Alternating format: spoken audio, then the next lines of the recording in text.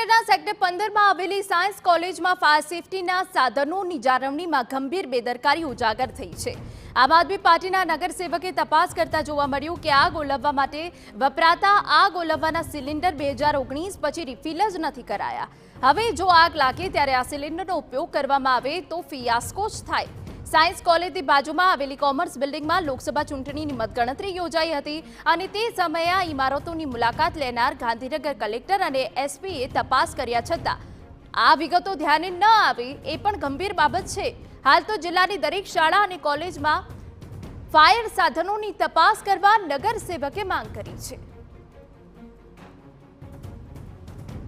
Science કોલેજમાં અત્યારે હાલ ફાયરના જે સાધનો રહ્યા તે રિફિલ નથી કરવામાં આવ્યા। 2019ની એના ઉપર ડેટ મારવામાં આવેલી છે। થોડા દિવસ પહેલા એટલે ગઈકાલે જ મતગણતરી બાજુની કોમર્સ કોલેજમાં થઈ હતી, જેમાં કલેક્ટરશ્રી પોતે અને એસપી સાહેબ પોતે અહીંયા આવીને સ્થળ તપાસ કરી ગયા છે। તેમ છતાં આ 15ની સાયન્સ કોલેજ ચકાસણીમાં રહી ગઈ છે। એનબીસી એક્ટ 2005 એટલે નેશનલ બિલ્ડિંગ કોડ 2005 પ્રમાણે દર 5 વર્ષે હાઇડ્રાનો ટેસ્ટ પણ થવો જોઈએ, જે પણ કદાચ અહીંયા નથી થયેલો।